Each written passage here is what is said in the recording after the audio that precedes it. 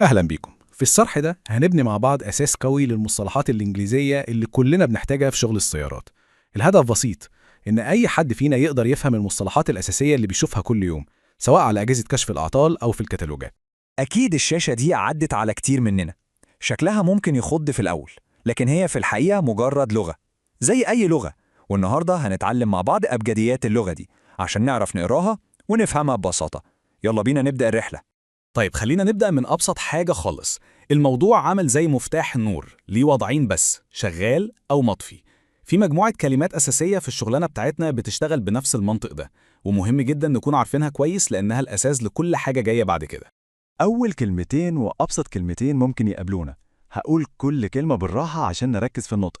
الكلمة الأولى هي yes، يعني نعم أو موافق، وعكسها طبعا هو no، ومعناها لأ أو غير موافق. دول أبسط شكل للتأكيد أو النفي اللي هنشوفهم. ونيجي للكلمتين ودول بقى أهميتهم مش طبيعية. الكلمة الأولى on، ومعناها إن حاجة شغالة أو في وضع التشغيل، وعكسها كلمة off، ومعناها إنها واقفة أو في وضع الإيقاف. بنشوفهم في كل حتة على الأجهزة والأزرار. النقطة دي مهمة قوي. الكلمتين دول هما مفتاح فهم نتيجة أي اختبار. لما الجهاز يكتب لك correct، ده معناه إن الإجراء أو القراية اللي أخدتها سليمة ومظبوطة. لكن لو ظهرت incorrect، يبقى في حاجة غلط ومحتاجة تتراجع. هنا بقى بنبدأ نتكلم عن الاتجاهات والقيم. كلمة above معناها أعلى من، وكلمة below معناها أسفل من. يعني ممكن نوصف بيها مكان قطعة أو نقول إن قيمة معينة زي الضغط مثلا أعلى أو أقل من الطبيعي. الكلمتين دول بيكملوا الفكرة اللي فاتت وبيحددوا لنا النطاق أو الرينج. كلمة minimum معناها الحد الأدنى أو أقل قيمة مقبولة، وكلمة maximum معناها الحد الأقصى أو أعلى قيمة مقبولة. أي قراية ما بين الرقمين دول تبقى في السليم. تمام قوي.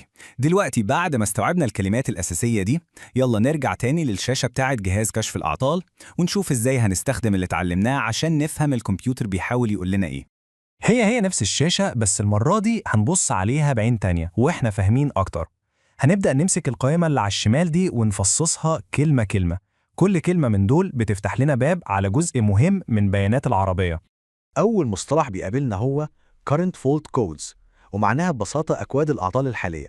دي الأعطال اللي الكنترول شايفها بعينه والعربية شغالة دلوقتي، ودي أول حاجة بنبص عليها عشان نعرف المشكلة فين. واللي بعدها على طول stored fault codes، ودي معناها أكواد الأعطال المخزنة. يعني دي مشاكل حصلت قبل كده والكنترول سجلها في الذاكرة، بس ممكن ما تكونش موجودة حاليا. والتمييز بين الاتنين دول أهم خطوة في التشخيص الصح. ونيجي بقى لأهم وأمتع جزء للمحترفين، actual values. دي ببساطة هي القيم الفعلية أو البيانات اللايف اللي جاية من كل حساسات العربية. من هنا بنقدر نراقب أداء كل جزء في العربية لحظة بلحظة. طيب كل البيانات دي جاية منين؟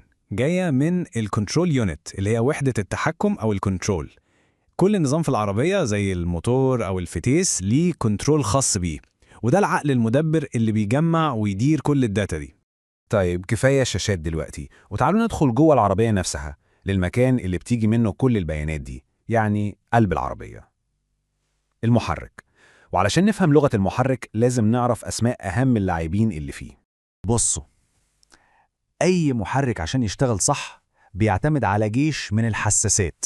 على سبيل المثال عندنا 4 من أهم الحساسات دي: حساس الكرانك، وحساس الكامة، وحساس حرارة سائل التبريد، وحساس درجة حرارة الزيت.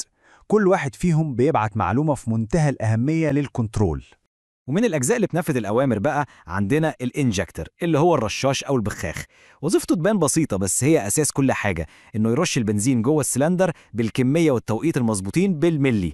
وعلشان المحرك يشتغل لازم يتنفس زينا بالظبط.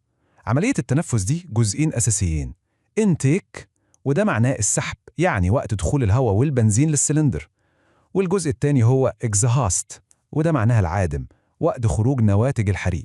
كده احنا عرفنا نقرأ الداتا وعرفنا أسماء شوية قطع مهمة. فاضل إيه؟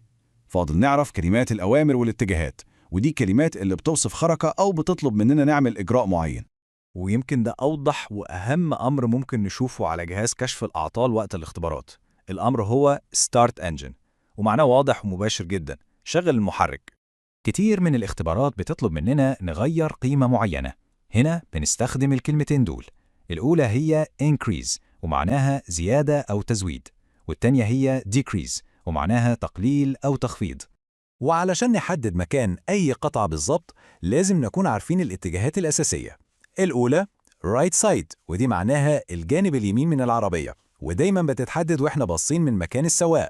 والتانية هي left side، ودي معناها الجانب الشمال.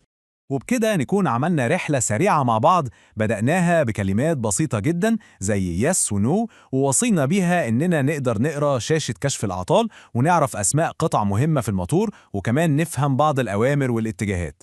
دلوقتي كل واحد فينا بقى معاه الأدوات الأساسية أو الطوب اللي يقدر يبني بيه فهمه لأي مصطلح إنجليزي فني بثقة. دي كانت مجرد البداية، لكن صدقوني دي بداية قوية جدا. والسؤال الأخير اللي هسيبه لكم بعد ما عرفنا الأساسيات دي، إيه أول مشكلة فنية هتحاولوا تحلوها بالمفردات الجديدة دي؟ إيه أول عطل هتدخل تقرأه على الجهاز وانت فاهم كل كلمة مكتوبة قدامك؟ فكروا فيها.